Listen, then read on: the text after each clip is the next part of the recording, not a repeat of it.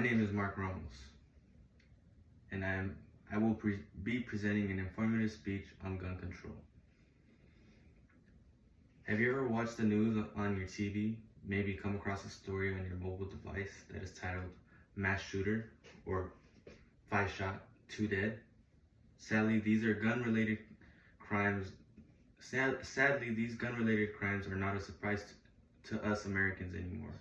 It almost feels normal to come across these news headlines, as sad as that sounds.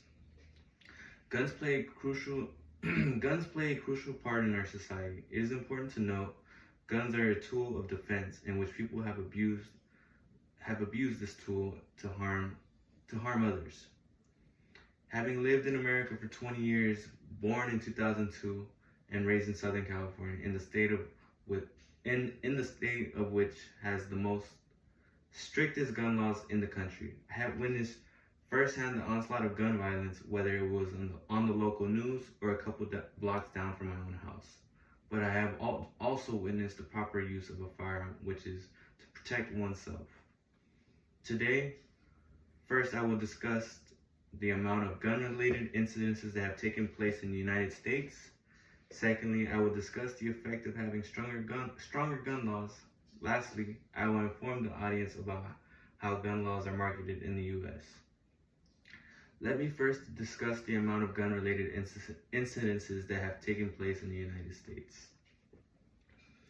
According to John Gremlich in the article, What the Data Says About Gun Deaths in the U.S. in 2021, a blog by the Children's Hospital of Philadelphia, Gun Violence Facts and Statistics, published in 2021.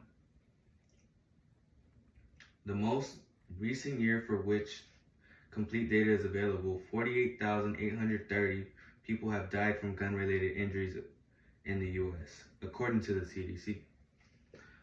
More than half of all suicides in 2021, 26,328 out of 48,183, also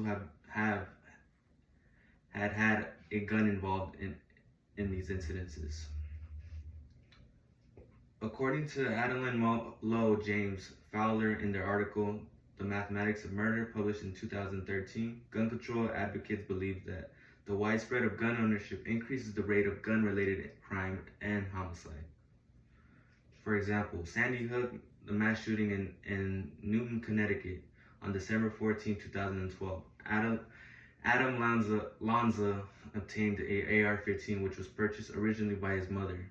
Lanza shot and killed 26 victims, 6 were adults, 20 were children. Lanza was pronounced dead at the scene from a self-inflicted gunshot wound. Open carry states are prone to gun violence as well. Mississippi, with the rate of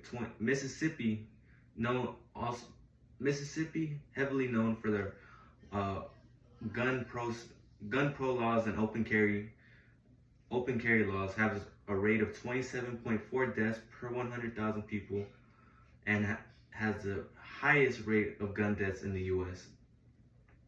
Louisiana, with a rate of 24.7 deaths per 100,000 people, and Louisiana is the second highest state with the most amount of the second highest state with the highest gun-related incidences. Now that I have discussed the amount of gun-related incidents that have taken place in the U.S., let me discuss my second main point, which is the effect of having stronger gun laws. According to John C. Morehouse and Brent Warner in their article, Does Gun Control Reduce Crime or Does it Increase Crime? Or increase gun control? Or does crime increase gun control? Does crime increase gun control? Published in the winter of 2006. States with the stricter handgun laws in 1968 were shown to have lower suicide rates by firearms both in 1960 and 1970.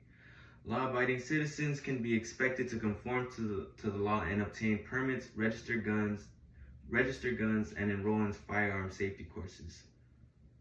There would also be no surprise if it were found that criminals who regularly violate the law would be purchasing illegal guns on the black market. Firearms are also passed down through generations of family members. They are bought and sold and traded, parted out, given away to friends and acquaintances and strangers. It would be difficult, if not impossible, to get rid of all the illegal guns which do not have permits or serial numbers to get rid of in the United States. I have so far covered the gun-related incidences that have taken place in the U.S. Secondly,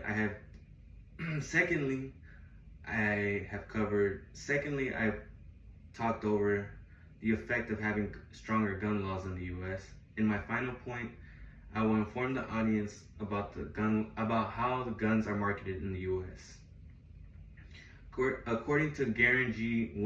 Winmue in the article "Where Guns Come From: The Gun Industry and Gun Commerce," published by Princeton University Woodrow Wilson of Public International Affairs in the summer of 2022, the domestic gun manufacturing industry is relatively small and has experienced declining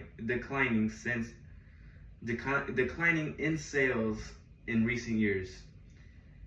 It has significant political clout and a large market for its products and has engaged in aggressive marketing to the youth. For example, the NRA is investing $100 million in campaign to bring together children and guns. Former NRA President Marion Hamner has declared that organization is an old-fashioned wrestling match for the hearts and minds of our children, and we'd better engage our adversaries with no holds barred.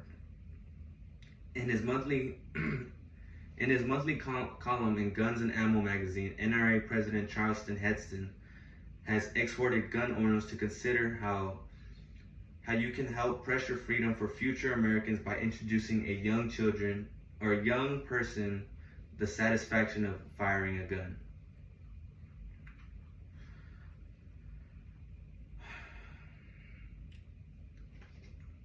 Licensed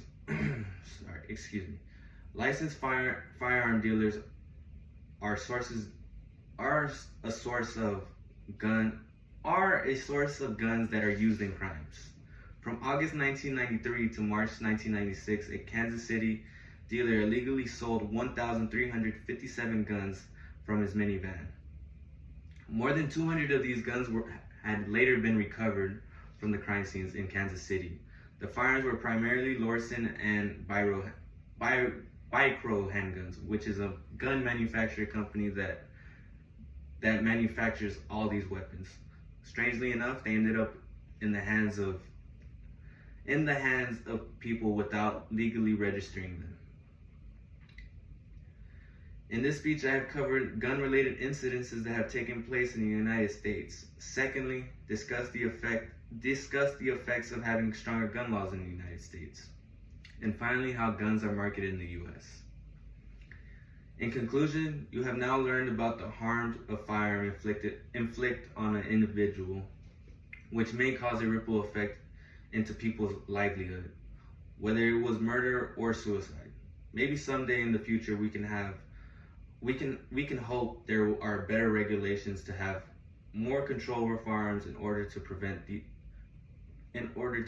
future gun violence. As you witness the ongoing debate of whether there should be more gun control in the U.S., consider these examples I have provided in the speech. Be mindful, be responsible, and be aware of the statistics, and be aware of these statistics I have showed you if you are considering purchasing a firearm. There is still so much to take account before limiting a law-abiding citizen. Banning all legal firearms from law-abiding citizens does not necessarily include banning illegal firearms which criminals still have access to. Thank you.